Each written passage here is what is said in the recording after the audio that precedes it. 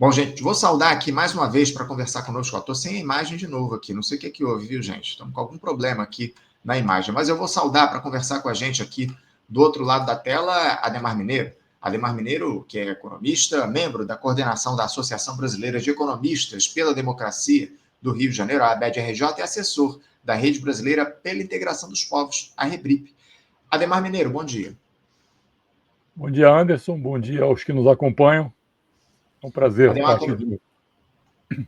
Prazer sempre nosso, viu, Adhemar, te receber aqui no Faixa Livre. Quero agradecer muito a tua presença conosco aqui no nosso programa para a gente falar um pouco sobre o cenário da economia aqui no nosso país, viu, Adhemar? A economia brasileira que segue apresentando sinais de melhora ao longo dos últimos tempos, né? Especialmente em relação à queda no número do desemprego. No entanto, o Adhemar, os dados do IPCA 15, que são uma prévia da inflação, deram, digamos assim, uma segurada nessa euforia. Os números apresentados ontem pelo IBGE apresentaram uma alta de 0,48% em setembro. Na verdade, não foi ontem, não. Foi na semana passada os números do IPCA 15 que apresentaram uma alta de 0,48% na prévia da inflação para esse mês de setembro.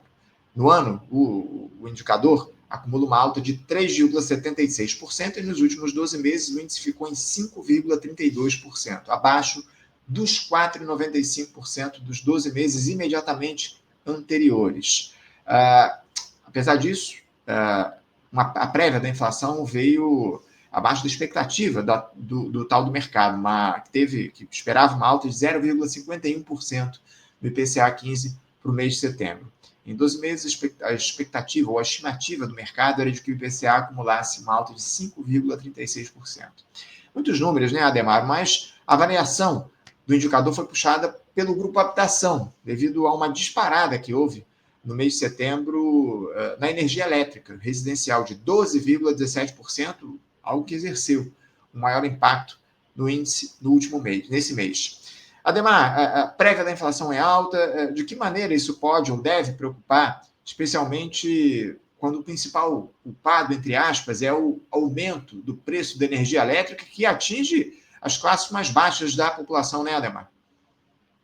Então, eu acho que o ponto principal é a gente pensar. A inflação ela está mais ou menos estável, ela vai caindo devagarzinho em 12 meses, não é? Mas ela está razoavelmente estável. Não é? O que a gente deveria discutir, do meu ponto de vista, é essa fixação pelo Conselho Monetário Nacional da meta de inflação em 3%. Isso é irrealizável. Não é? Então, enquanto você estiver trabalhando com essa meta de 3%, você está, na verdade, justificando permanentemente essa taxa de juros recorde que a gente tem. Né? Então, eu acho que esse é o grande problema. Né? Não ver conjunturalmente pequenas variações na taxa de inflação. Agora a gente sabe né, essa questão da bandeira vermelha, enfim, como é que isso elevou o preço da energia, mas esses dados não são dados significativos. Você tem tido variações muito pequenas. O problema fundamental que tem que ser discutido, e aí, nesse caso, não é nem com o Banco Central, porque o Banco Central ele vai dizer claramente que a sua função é cumprir a meta que lhe dão, operar os mecanismos que ele conhece, e parece que ele só conhece a questão da taxa de juros, para obter o objetivo que lhe é atribuído, que é jogar a inflação para 3%. Né? E isso está se mostrando absolutamente inviável. Essa taxa de inflação ela não existe na trajetória histórica do Brasil. É muito raro que o Brasil tenha inflações em torno de 3%. Né? Então, eu acho que essa que deveria ser a discussão, porque senão a gente vai ficar discutindo no varejo né, pequenas variações, mas não vai discutir no atacado o que é substancial. E o que é substancial é essa fixação que foi feita lá atrás, ainda na época do governo Bolsonaro, né, quando se fixou a taxa de meta de inflação em 3%, né, e você não vai obter essa meta, mas vai ficar permanentemente forçando né,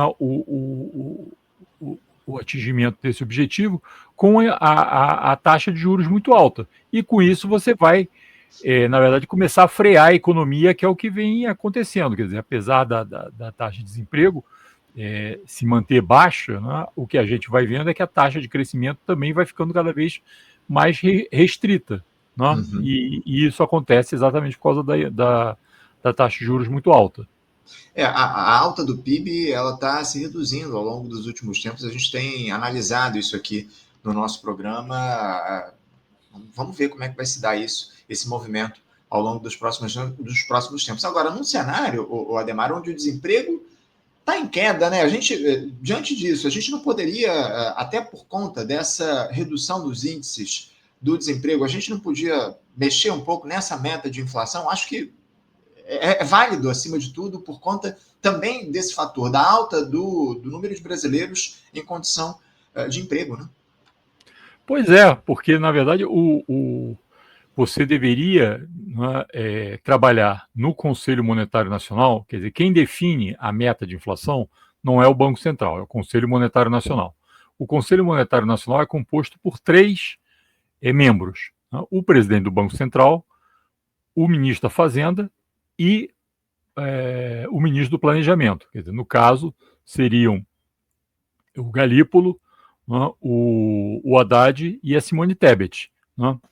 Essa taxa, essa meta de inflação atual, ela foi definida lá atrás com o Roberto Campos Neto como presidente do Banco Central e numa época que o Paulo Guedes acumulava 2 votos, porque você tinha no governo Bolsonaro o Ministério da Economia, que juntava Fazenda e Planejamento. Então ele, como, digamos, o ministro da Economia, ele tinha 2 votos. Então, na verdade, o Paulo Guedes e o Roberto Campos Neto definiram essa meta de inflação lá atrás, mas o governo Lula não mexeu nela, e o governo Lula teria condição de alterá-la mesmo enquanto o presidente do Banco Central ainda era o Roberto Campos Neto. Por quê? Porque com 2 ministros você teria a maioria no Conselho. Essa meta não foi alterada e eu acho que o grande problema hoje é exatamente esse. Né? Você tem uma meta de inflação irreal, né? E um Banco Central que fica tentando operar no sentido de obter essa meta de inflação que é inatingível e com isso joga a taxa de juros permanentemente para cima. A gente já tem essa taxa de 15% que provavelmente vai vigorar até o início do ano que vem, pelo menos. Né? Uhum. Esse aqui é o detalhe, né? A gente deve ter até o fim do ano a manutenção dessa taxa básica de juros aqui no nosso país na casa dos 15%. O Ademar, em relação às contas do governo, os números são positivos aí para a gestão do presidente Lula, né? Isso porque dados do Tesouro Nacional registraram um déficit primário de 15,6 bilhões de reais em agosto. Esse resultado representa uma melhora na comparação com agosto de 2024, quando foi registrado um déficit de 22,2 bilhões de reais. Esse é o melhor número para o mês de agosto desde 2021, quando o déficit foi de 11,3 bilhões de reais. Ademar, pelo visto, a austeridade fiscal está funcionando bem, né? Pois é, mas esse é um número para não ser comemorado, né? Esse é que é o problema, né? Porque isso significa que você, apesar do crescimento, puxa cada vez mais para cima o freio de mão. Né? Você vai fazendo exatamente o contrário do que deveria fazer, que é aumentar as suas políticas sociais, né? Aumentar a sua o gasto público, né? Nos programas sociais, de modo a atender a maioria da população. O que você vai fazendo é que tentando fazer com que sobre cada vez mais dinheiro para pagar os rentistas, né? Através dos encargos aí da dívida pública, né? E isso é ruim do ponto de vista da sociedade como um todo, né? Num país como o Brasil, que tem tanta coisa a ser feita, você ter um déficit público percentualmente menor do que o de países importantes do mundo, né? O próprio Estados Unidos tem um déficit público muito maior do que o Brasil, a Europa toda tem déficits muito maiores, né? Isso mostra que você está um pouco na contramão e você é que, na verdade, tem que fazer políticas sociais, né? Então, isso piora ainda mais essa imagem do que você tem a fazer. Então, esse número, na verdade, não é um número propriamente a ser comemorado, é um número para ser olhado com muito cuidado. Ademar, esse déficit fiscal, na prática, ele produz algum tipo de problema efetivo para o país? Porque muito se fala sobre essa coisa do governo poder gastar, enfim. E eu estou mais do que de acordo com essa necessidade que há de um investimento público fomentar o crescimento do país. Mas, caso a gente tenha uma situação de déficit fiscal, o que é que isso produz de ruim para o país, Ademar? Queria entender um pouco melhor, até que os nossos espectadores pudessem entender como é que se dá essa discussão, enfim, o que é que o déficit pode produzir para o país na prática? Não, isso na verdade não é um grave problema. Isso significa, no fundo, que você está com taxas de juros muito altas.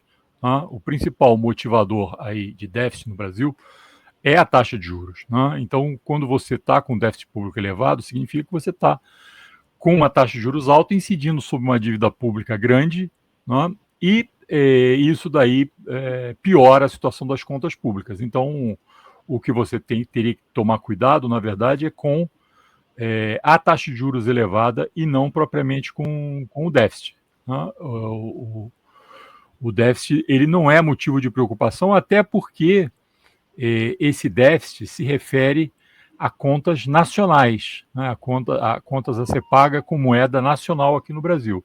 E isso você pode obter tranquilamente aqui. Né? Quando você olha, inclusive, para vários colchões que existem em relação à dívida pública, você vê que ali já existem os recursos suficientes para você honrar esses pagamentos. Então, na verdade, você não tem um problema, né, em ter uma dívida pública nesse patamar. A sua dívida pública, como você falou, ela está se reduzindo, ela não está explodindo. Né? Você teria um problema se você tivesse uma dívida pública explodindo, se você tivesse um gasto público explodindo. Você tem um gasto público sob controle, fora a questão financeira, essa foge do controle, porque a dívida cresce impulsionada por essa taxa de juros astronômica, aí você tem um problema. Mas do ponto de vista de gastos, você não tem. E segurar os gastos, aí você tem um problema. O que você está discutindo nesse momento? Reforma administrativa. Por que você está discutindo reforma administrativa? Não para melhorar o funcionamento do setor público, mas para fazer redução de gasto. Né? Então é esse que é o problema. Você vai aumentar a tensão, piorar o serviço público, aumentar o debate sobre isso, e você vai deixar os funcionários públicos estressados com essa discussão toda, né?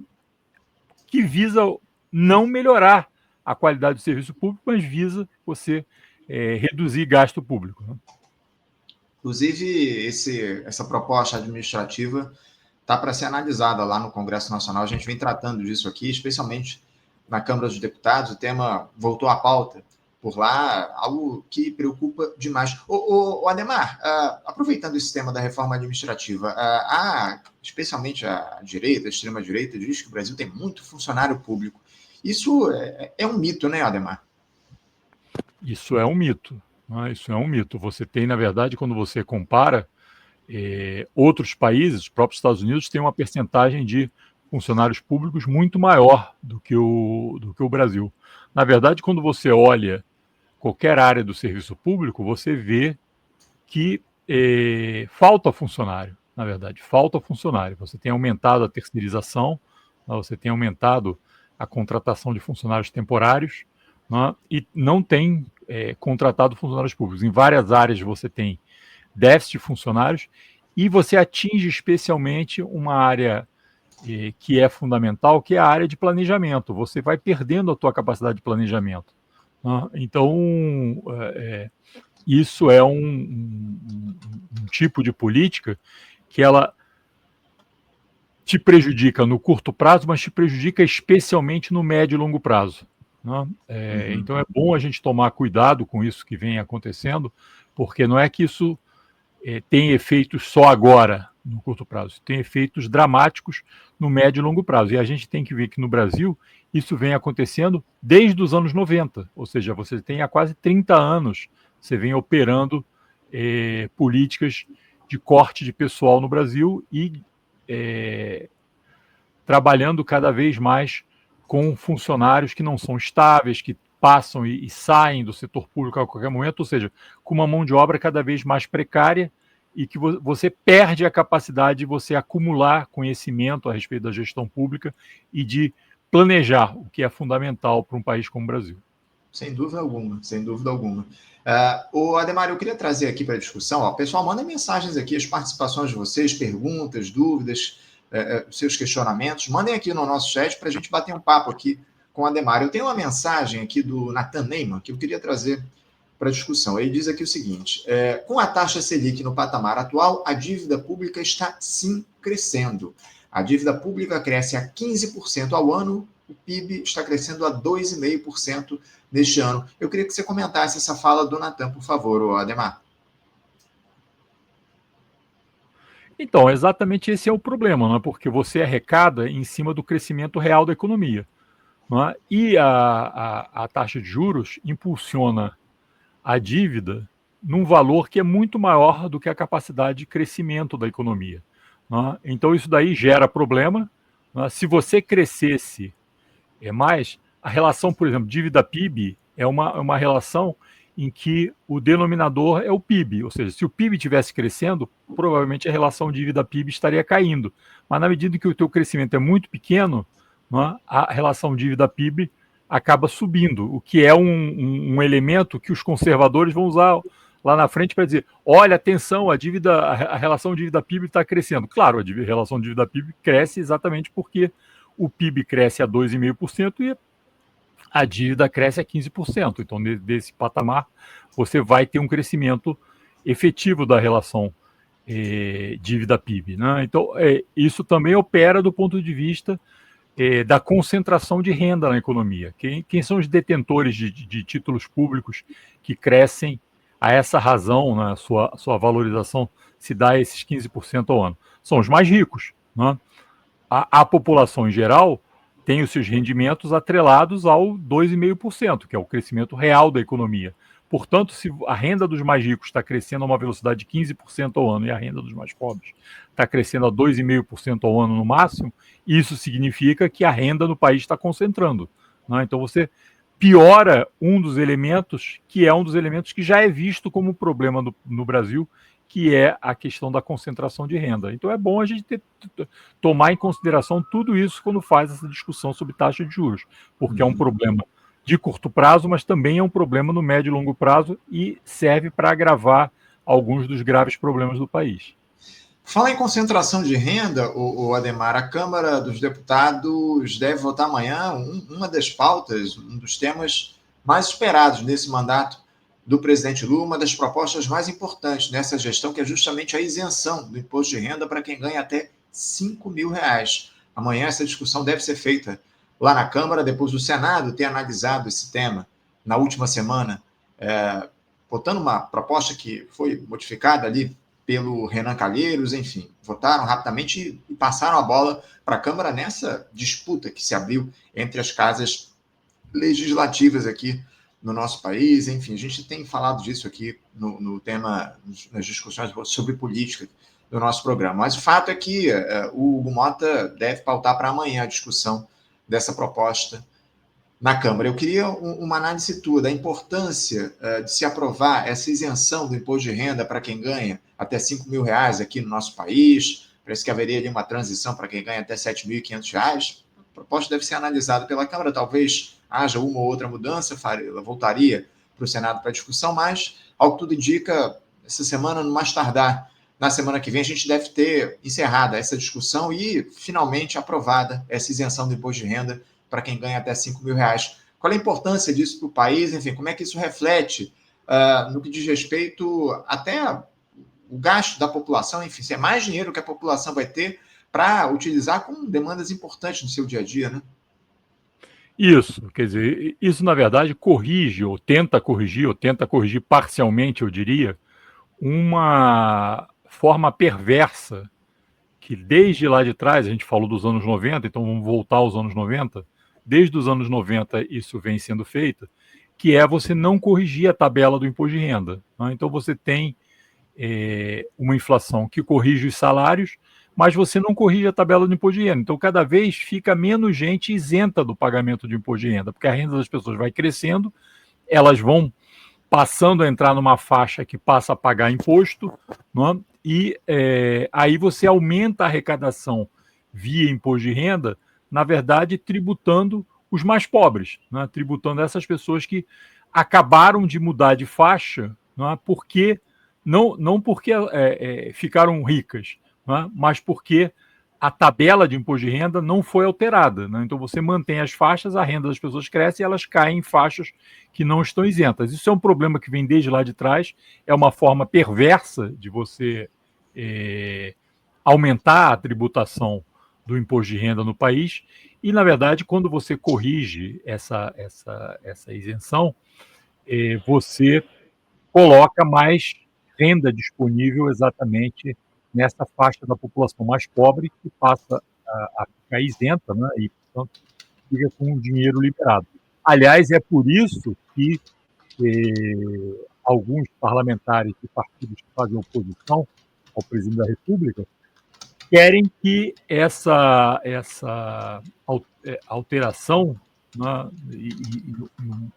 o aumento das faixas de tributação ocorram só a partir de 2027, ou seja, depois do ano eleitoral, para você não ter exatamente um crescimento econômico motivado por esse aumento de renda das camadas mais baixas no ano que vem. Não é? O que é mais perverso ainda, porque vão colar a questão eleitoral numa questão que é uma questão distributiva, né?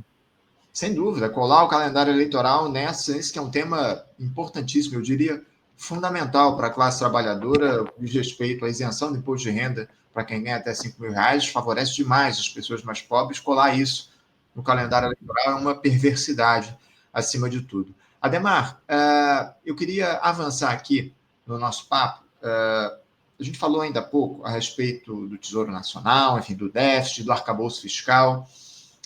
Ano que vem é ano de eleições presidenciais, como a gente já registrou ainda há pouco. Você vê o governo abrindo mão do fiscalismo em 2026, quando a gente vai ter esse processo eleitoral e o presidente Lula vai precisar gastar mais em busca da reeleição? Aliás, eu estava até falando isso ainda há pouco com o João Carvalho aqui no programa. É muito comum os governos gastarem mais em ano eleitoral. Você acha que o presidente, de alguma forma, vai abrir mão ou tentar, enfim, de alguma forma, ultrapassar esses limites de gastos no ano que vem por conta das eleições? Olha, não só o presidente da República. O presidente da República, os governadores, todos vão fazer isso. Isso é uma política generalizada no país. Aliás, se a gente voltar lá atrás, o governo Bolsonaro fez exatamente isso. O que acontece é que os governos mantêm um discurso fiscalista, mas na prática estendem o gasto. Não é? Isso é absolutamente comum, pode-se falar, inclusive, em um ciclo político do ponto de vista do gasto público, e você não tem quem colar a pecha, porque se o presidente da República vai fazer isso, os governos estaduais também vão fazer a mesma coisa, e os governos estaduais representam diferentes partidos políticos. Então, essa é uma prática que é uma prática generalizada. Aliás, alguns analistas de finanças públicas falam sempre que os 2 primeiros anos dos governos, em governos de 4 anos, os 2 primeiros anos são anos de maior ajuste, né? A partir do 3º ano você começa a flexibilizar um pouco, e no último ano você flexibiliza mais ainda. Inclusive, por isso você tem regras fiscais, né, que impedem uma série de gastos no último ano de governo, quando você se aproxima da eleição, né? Então, você, na verdade, só pode, digamos, concluir obras públicas, não pode começar obras novas, etc, etc. Né? Então tem uma série de restrições, mas os governos, nessa altura, também já aprenderam como passar por essas restrições. Então, na verdade, o gasto, de fato, aumenta. Não é? Agora, esse não é um comportamento de um governo, esse é um comportamento generalizado de vários governos, eu diria de quase todos os governos, né, nesse quadro que é o quadro brasileiro. Né? E, além do mais, hoje você faz isso não só no executivo, né? Porque através das tais emendas parlamentares você faz isso também no legislativo. Né? Então você teria que arrumar maneiras de controlar o executivo e o legislativo, né? E a forma que você teria para fazer esse controle, de fato, é o planejamento, é usar mais de perto instrumentos como o PPA, o planejamento plurianual, né, a lei de diretrizes, né, você ter todo esse arcabouço que já existe, aprovado na Constituição de 88, para você fazer planejamento de gastos, era você usar isso, mas cada vez menos você usa esses instrumentos e cada vez mais você deixa na mão, primeiro do Executivo, mas agora, de uns anos para cá, também na mão do Legislativo, né? É isso, muito bem lembrado, né? Isso é uma prática que não vai ser só utilizada pelo presidente Lula. Os executivos estaduais, os governadores também devem dar um chute nessa austeridade no ano eleitoral. O Renato Sim faz aqui uma pergunta, assim, eu te confesso que vai ser difícil de responder. Ele pergunta aqui, o Renato Sim, para a correlação total da tabela, a correção total da tabela do imposto de renda desde os anos 90, a faixa de isenção deveria ser de quanto? O Renato, vira e mexe, a gente conversa aqui com auditores fiscais da Receita falando sobre esse tema, mas é fato que os R$ 5.000, essa isenção até R$ 5.000, não corrige integralmente a tabela do imposto de renda. Eu não sei se o Ademar tem esse número, mas é para além desse dado, é para além de R$ 5.000 a correção da isenção, para a isenção do imposto de renda, né, Ademar? Seguramente, mas o Renato ele pode ver esse dado seguramente com o Diese, que faz uma atualização da tabela desde o momento que esse mecanismo foi instituído. Então, desde lá de trás você tem isso, e é realmente bastante alto. Se eu não me engano, deveria ser mais de 20%, né? Mas eu não tenho certeza desse dado, então eu pediria ao Renato que buscasse junto ao Diese, que tem essa atualização de tabela.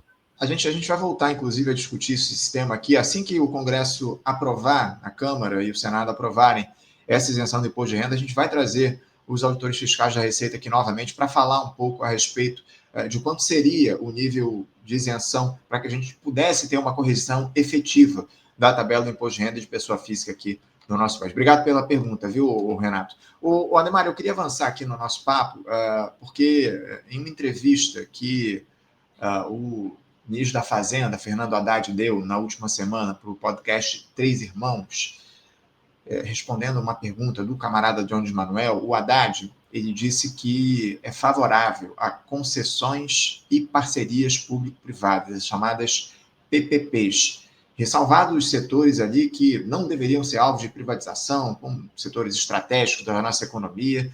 Aliás, o Haddad, inclusive, usou o exemplo da China, de que estaria no caminho de uma forte privatização, abertura de mercado com empresas públicas atuando lado a lado com empresas privadas, enfim. Ademar, primeiro, concessões e parcerias público-privadas, as PPPs, são uma boa alternativa para fomentar o crescimento do país?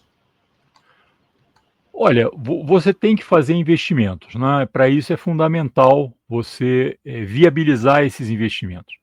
Em países muito pobres, né? Vamos imaginar um país muito pobre, um país africano que descobre lá uma mina de algum mineral importante, né? E que não tem como financiar isso, né? Essa exploração, mas que essa é uma riqueza potencial grande.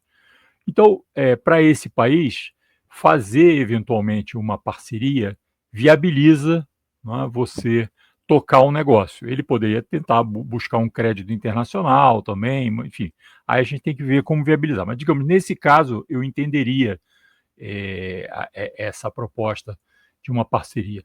No caso de um país como o Brasil, que já tem uma riqueza acumulada grande, tem mecanismos de financiamento, como o BNDES, por exemplo, né, eu não entendo, né, porque você tem um setor público capaz de tocar esse processo, você tem onde arrumar financiamento para fazer isso, você tem conhecimento tecnológico, que poderia ser outra restrição, né? Então, um país como o Brasil não precisaria, né, fazer parcerias público-privadas, a menos que seu objetivo fosse economizar, né? Fosse exatamente cortar gastos. Então, eu acho que num país como o Brasil, a parceria público-privada ela acaba sendo defendida como um mecanismo de você fazer uma redução de gastos. Esse é que é o problema, né? Ou seja, você ao invés de fazer um investimento via setor público, você, para poupar os recursos do setor público, você busca outros mecanismos para viabilizar e acaba, digamos, nesse processo, elegendo alguém para se enriquecer. né? Porque no processo da parceria você vai escolher alguém para tocar essa parceria e esse parceiro, evidentemente, vai ganhar a maior parte dos gastos. Então, eu acho que esse é o problema de PPPs num país como o Brasil, que tem todos os recursos, né, financeiros, tecnológicos, legais para tocar, né, os investimentos. Isso daí poderia ser justificável no caso de um país que não tivesse, digamos, um potencial muito grande, mas não tivesse recursos financeiros, tecnológicos, etc., para tocar o empreendimento. Isso daí não é o caso do Brasil, né? Então, no caso do Brasil, você, ao fazer as PPPs, você, na verdade, está escolhendo alguém para ganhar dinheiro. Esse é que é o problema. Era justamente isso que eu ia trazer. Quando você escolhe essas parcerias público-privadas, essas concessões, acima de tudo, você está favorecendo o investimento estrangeiro, o investimento externo, né, Ademar? O investimento externo ou o investimento de algum parceiro nacional, né, que tem esse potencial para ganhar dinheiro fácil. Né? A gente tem que ver, por exemplo, que as concessões de rodovias, por exemplo, e parte das concessões de aeroportos, foram ganhas pelas próprias companhias que fazem as obras, né? que montaram consórcios, no fundo, para operar, né, essas concessões.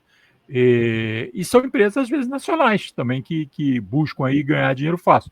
Agora está começando a acontecer, inclusive, com fundos financeiros privados, né, que estão se constituindo, né, para avançar em parcelas dessas concessões, como são casos também de aeroportos e outros. Né? Então, os fundos financeiros estão caminhando no sentido de usar esses espaços também para ganhar dinheiro. E agora fala-se da possibilidade de privatização. Aliás, o governo Lula tem defendido a privatização lá no metrô de Recife, de Porto Alegre. É um tema que está sendo muito discutido ao longo desses últimos dias. Tivemos até uma audiência pública lá na Câmara dos Deputados na última semana falando a respeito dessas privatizações. Enfim, um negócio preocupante.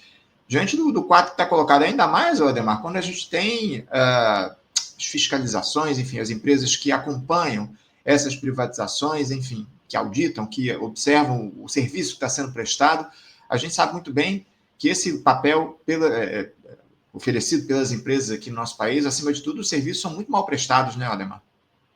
Exatamente, exatamente. E quando você faz as concessões, você faz ainda menos exigências, né? Você faz ainda menos exigências, inclusive para viabilizar a disputa na concessão. Né? Então você aumenta a rentabilidade e reduz as exigências. Né? Esse é um problema.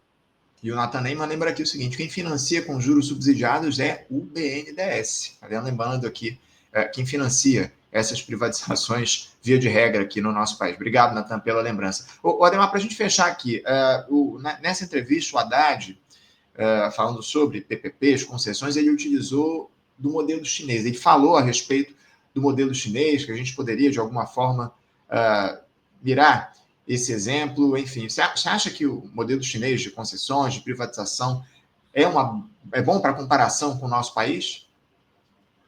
Olha, eu começaria essa comparação olhando o governo chinês e o poder do governo chinês, e compare isso com o executivo brasileiro.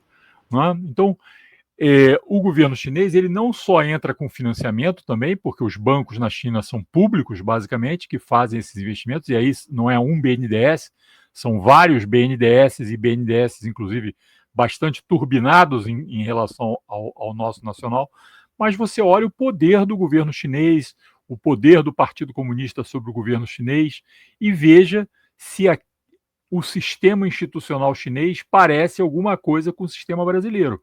Né? O poder do Estado na China ele é muito maior. E aí eu estou falando não só do poder financeiro, mas estou falando do poder político de controlar.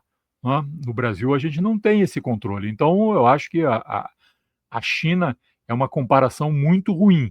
E a gente conhece do ponto de vista da China que, na verdade, as empresas, mesmo empresas privadas chinesas, elas acabam se mexendo com uma ótica de Estado. Né? Com uma ótica de Estado. O que é muito diferente daqui, que as empresas muitas vezes se movem contra o Estado. Né? Então, eu acho que é uma comparação, eu diria até infeliz, do ponto de vista do governo, fazer essa comparação com a China. Tá certo. Ademar Mineiro, eu quero agradecer muito sua presença aqui com a gente mais uma vez no programa, viu, Ademar? Obrigado por você fazer esse papo conosco. Te desejo uma boa terça-feira. Já deixo meu abraço forte. Grande abraço, Anderson. Prazer é meu de estar aqui. Um abraço a todos que acompanham o programa e até uma próxima. Boa semana para vocês. Boa semana para nós. Um abraço.